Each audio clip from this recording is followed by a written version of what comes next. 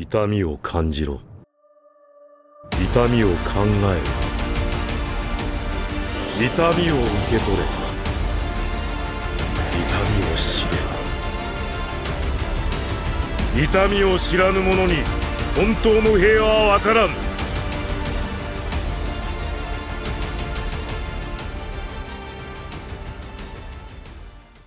Wesh wesh, canne à pêche, c'est Aspros. Vous avez aimé le premier épisode sur les théories Naruto, donc on va remettre le couvert aujourd'hui. Ne me remerciez pas, c'est cadeau, ça me fait plaisir. Dans cet épisode, on va repartir sur 6 théories sur l'univers de Naruto et non pas sur le personnage de Naruto. Je vais le repréciser aussi dans cet épisode, mais il ne s'agit ici que de théories. Si une théorie vous semble illogique, trop tirée par les cheveux ou simplement impossible, c'est pas grave, c'est l'intérêt d'une théorie. L'intérêt de cette vidéo est surtout d'essayer d'ajouter du lore supplémentaire et d'essayer d'expliquer des éléments restés dans le flou, volontairement ou involontairement par l'auteur. D'ailleurs, si vous considérez une théorie impossible ou si vous pouvez lui rajouter du poids en donnant des explications supplémentaires, n'hésitez pas à le faire dans les commentaires. Je réponds à absolument tout le monde et j'adore débattre avec vous. Mes petits chouchous là. Bref, on commence.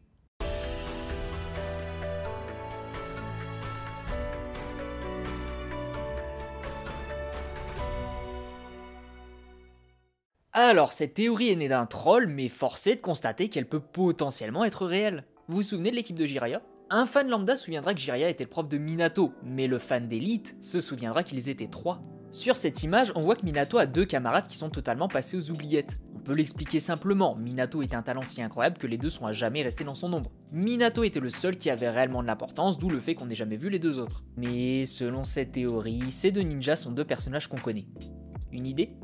Le personnage central serait Mikoto Uchiwa, la mère de Sasuke et Itachi. Ce personnage a les cheveux noirs, ils sont longs, il a des grands yeux et une peau très claire. Bien sûr que ça ne prouve rien, mais il y a quand même une ressemblance. Surtout qu'en plus, l'immense majorité des équipes qu'on nous a montrées sont composées d'au moins une Kunoichi, donc c'est possible que ce personnage soit féminin. On sait aussi que les équipes ne sont pas choisies au hasard et que le Hokage les sélectionne en fonction des compétences. On sait que Minato est un ninja sensoriel, donc ajouter un membre avec un dojutsu comme le Sharingan pourrait indiquer que l'équipe Jiraiya serait spécialisée dans les missions de traque ou d'infiltration. C'est aussi une des spécialités de Jiraiya, donc ça semblerait presque logique de rajouter un Uchiwa dans l'équipe. En plus, ça pourrait expliquer pourquoi Mikoto et Kushina sont amis. Elle a connu la femme de son coéquipier et se sont liés d'amitié. Donc ce personnage serait Mikoto Uchiwa, mais qu'en est-il de cet autre personnage ? Eh bien dites-vous que les trollers ont un sacré sens de l'humour, mais que parfois, ils peuvent faire des merveilles. Ce 3e personnage serait Teuchi, le vendeur de ramen. Je vous jure que je suis sérieux et que cette théorie est plausible. On sait que Minato est né à une époque où il y avait 1000 conflits par jour. Il y avait beaucoup de guerres, beaucoup de conflits avec les autres villages, donc on peut comprendre que certains ninjas aient décidé de stopper leur carrière après une bataille importante. Aussi, regardez son physique. Osez me dire qu'il n'y a pas un petit air de ressemblance. Après, bien sûr, il y a le problème de l'âge, parce que Teuchi avait 43 ans dans la première partie. Minato avait 24 ans quand il est mort, Naruto a 12 ans au début de la série, donc 24 plus 12 égale 36, ça fait qu'il devrait avoir 36 ans environ au début de la série, en assumant évidemment qu'il avait le même âge que les 2 autres. Les ninjas, ça peut redoubler, même cette fois s'il le faut. On sait qu'il existe des ninjas qui ne font pas leur âge, genre Jiraiya, et inversement, il y a des ninjas qui vieillissent mal, genre Tsunade. Donc le gamin au fond de la photo est potentiellement Teuchi, qui est plus vieux que ses partenaires, soit parce qu'il a commencé sa carrière après, soit parce qu'il a redoublé et il a stoppé parce qu'il est mauvais ou parce qu'il a décidé de se concentrer sur quelque chose d'autre. Bref, cette théorie est quand même un peu stylée parce qu'on sait que Naruto adore aller chez Ichiraku Ramen et Teuchi n'a jamais considéré Naruto comme un monstre. Peut-être que je me fourvoie. Si Teuchi n'est pas un ninja et qu'il ne vit que pour son commerce, peut-être qu'il ne savait même pas que Naruto était l'hôte. Par contre, si cette théorie est vraie, ça voudrait dire que Teuchi prend soin dans l'ombre du fils de son ancien partenaire. Teuchi est déjà très aimé, mais bordel, si cette théorie est vraie, alors il gagnerait tellement de fans en plus. Ah là là, j'adore cette théorie.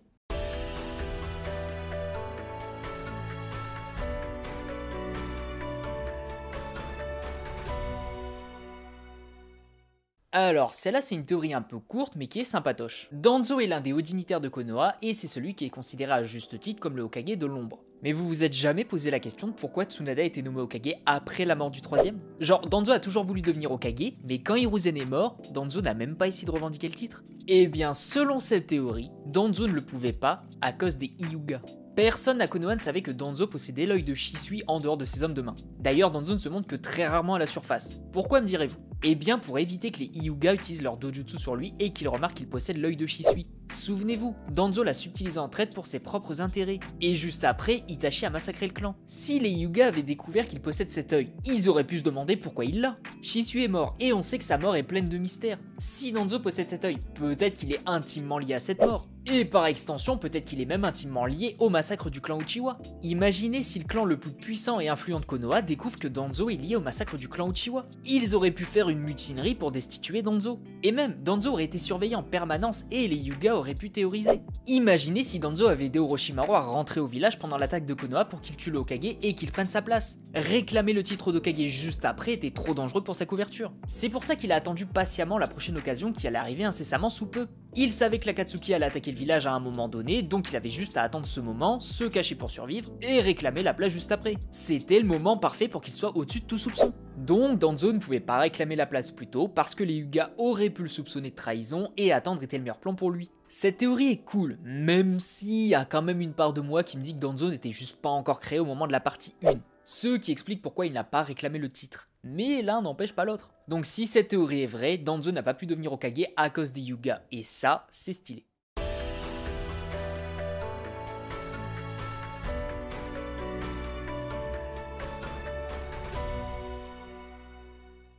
Attention, on va voir qui sont les fans hardcore. Si je vous dis la team Shigure, il y a de bonnes chances que vous ne vous souveniez même pas de quelle équipe il s'agit. Par contre, les fans hardcore se souviendront qu'il s'agit de l'équipe qui a eu la chance d'affronter Gaara au tout début de la forêt de la mort. Est-ce une équipe tout à fait random qui n'avait pour but que de montrer la puissance de Gaara? Eh bien, c'est possible. Mais il y a un détail troublant qui a donné naissance à une théorie grave cool. Saviez-vous que l'équipe Shigure vient du village caché de la pluie? Le village caché de la pluie.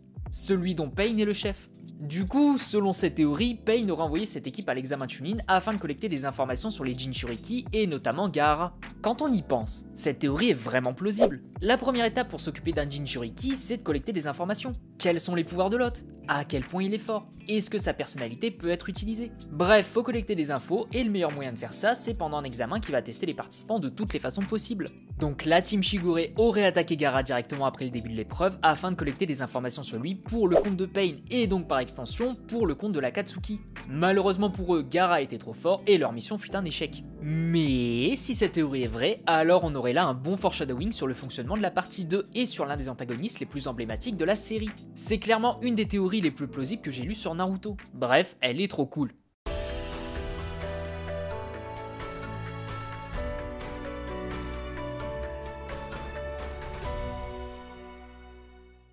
L'Akatsuki est sans conteste l'un des groupes les plus emblématiques de toute l'histoire du manga game. Qu'on les aime ou qu'on les déteste, on ne peut pas nier qu'ils représentent un des crews les plus reconnaissables et les plus indissociables de leur manga. Il y a forcément un membre que vous allez apprécier dans l'Akatsuki, et la raison est simple. Les membres sont tellement différents les uns des autres que c'est impossible de ne pas en aimer au moins un. Eh bien, selon cette théorie, les motivations des membres de l'Akatsuki ont été choisies pour représenter les différentes motivations de faire la guerre. Dans le monde de Naruto, on a déjà pas mal traité du sujet de la guerre, et les motivations des membres de l'Akatsuki seraient la cerise sur les ramen. On va faire le petit listing. Pain et Conan feraient la guerre pour obtenir la paix. Les gens reconnaîtraient la souffrance de leurs confrères et ils seraient plus aptes à faire la paix. Zetsu ferait la guerre pour préserver la nature du monde. Il veut le retour de Kaguya et il veut le retour du monde originel en ramenant la personne à l'origine de ce monde. Hidan ferait la guerre par religion. Le jashinisme est une religion barbare qui dicte à ses sujets qu'il faut sacrifier des gens pour son intérêt personnel. Kakuzu ferait la guerre pour l'argent. La course à l'argent a toujours créé des monstres, que ce soit dans le monde de Naruto ou dans le nôtre. Sasori et Deidara feraient la guerre pour créer des changements diplomatiques mondiaux. Deidara représenterait le terrorisme avec ses bombes et Sasori représenterait les politiciens qui ne sont que des marionnettes du gouvernement. Kisame ferait la guerre pour démasquer les mensonges et l'hypocrisie. Vous savez, Kisame a servi pour le village caché de Kiri qui était le théâtre des coups les plus tordus, notamment à cause d'Obito. Itachi ferait la guerre pour protéger son pays. Parfois il faut se salir les mains pour une cause plus grande comme éliminer son clan pour que le village survive. Itachi a préféré sacrifier son clan pour que le village puisse continuer d'exister, donc il a fait la guerre pour protéger. Et enfin, Obito ferait la guerre pour imposer son idéal aux gens. Personne ne souhaite vivre dans les arcanes lunaires infinis, mais Obito considère que c'est le mieux à faire, donc il fait la guerre pour imposer ce choix aux gens. Tous les membres de l'Akatsuki auraient donc une raison de faire la guerre, et c'est ce qui rend cette association vraiment plaisante à suivre. En vérité, cette théorie est autant une théorie qu'une banale analyse, parce que leurs motivations sont plutôt claires dans le manga. Mais toutes les motivations mises bout à bout font de cette analyse une théorie vraiment trop cool. Et je dois reconnaître que celle-ci, je l'aime beaucoup.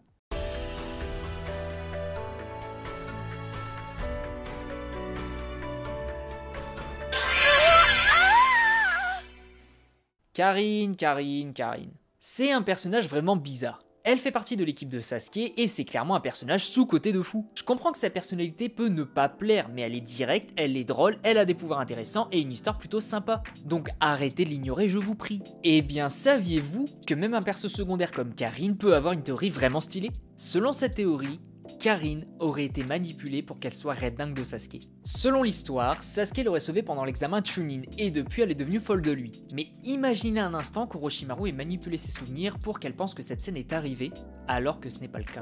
Orochimaru a fait des expériences sur Karin et elle faisait partie de ses sbires les plus importants. Par contre, on sait qu'elle a un sale caractère au point qu'il faille la contrôler en lui faisant du chantage. Orochimaru pouvait la faire coopérer en lui promettant qu'elle verrait Sasuke ou un truc du genre. Orochimaru n'est pas débile, il sait comment les hommes et les femmes fonctionnent. Il sait que pour qu'une femme coopère, il lui faut une bonne motivation. Et un homme est une bonne motivation. Donc Orochimaru aurait manipulé les souvenirs de Karin, un peu comme il le fait avec Mitsuki, pour qu'elle tombe Red Dingue de Sasuke afin de mieux la contrôler. Karin est une tornade et on peut imaginer que pour que sa technique fonctionne, il faut qu'elle soit consentante. Genre pour que sa technique de soin fonctionne, il faut qu'elle malaxe son chakra. Si elle ne le fait pas, ça ne fonctionne pas. Du coup, si sa technique fonctionne de la sorte, il fallait qu'Orochimaru soit en bon terme avec elle pour qu'elle coopère. Orochimaru a vu qu'elle est très sanguine et que potentiellement elle peut être aussi haineuse qu'amoureuse, donc lui donner un crush était un très bon moyen de la manipuler. Cette théorie est vraiment plausible selon moi pour une raison simple. Ce mec fout la merde partout où il va, c'est dans son ADN. Bref, on va passer à la dernière théorie.